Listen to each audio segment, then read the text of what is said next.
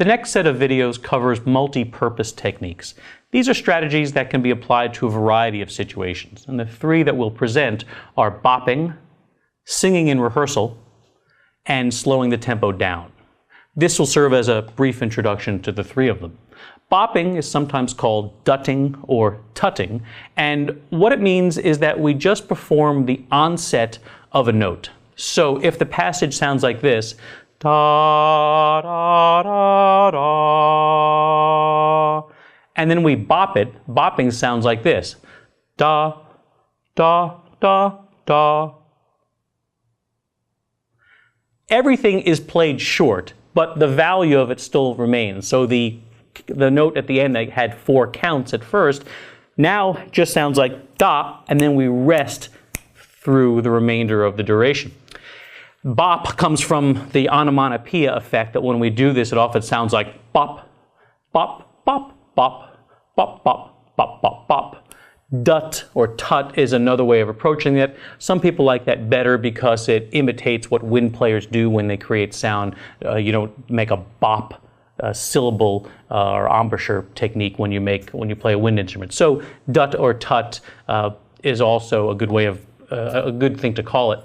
And we can apply this, we can get short right off the bat. It's a great way to get staccato instantly because all we're asking for is the very beginning of the note.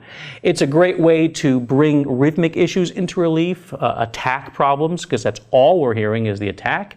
Ensemble issues, because we get to hear how things interact very clearly without sustains covering them.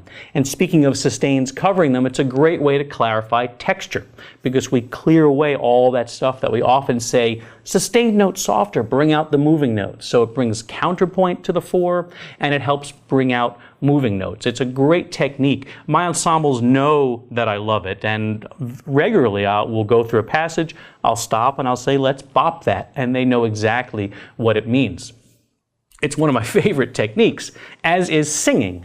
Singing in rehearsal, and what we mean here is that the ensemble of instrumentalists sing, not necessarily the conductor.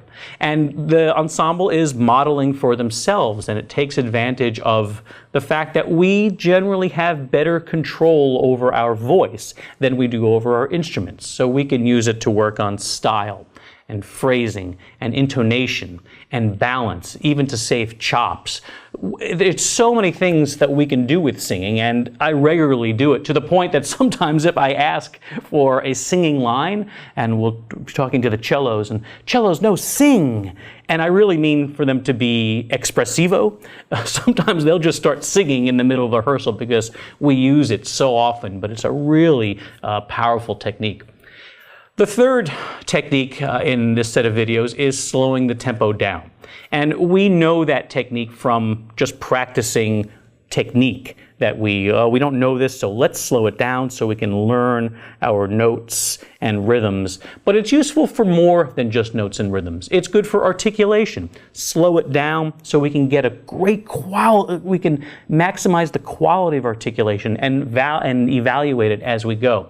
So we can pace crescendos and hear them in slow motion. So we can appreciate the nuances of phrasing. Slowing things down just allows us and gives us time to hear what's going on, as opposed to playing at real speed when sometimes things just happen too fast and it's hard to evaluate and adjust. And for sure, for any of these issues, especially notes and rhythms, technique sorts of things, we don't want to play fast all the time if we can't play it that fast. It doesn't make sense to build on top of, I don't want to say incompetence, but we want to master something at a slower level and then build on top of that. It's going to be more powerful than just, well, that was sloppy, let's do it again, let's sloppy, well, let's add some musicality on top of sloppy. Slowing it down helps us get rid of the sloppiness, and then we can build from there. No doubt you'll find other uses for these three techniques, and perhaps find other multi-purpose techniques as you go.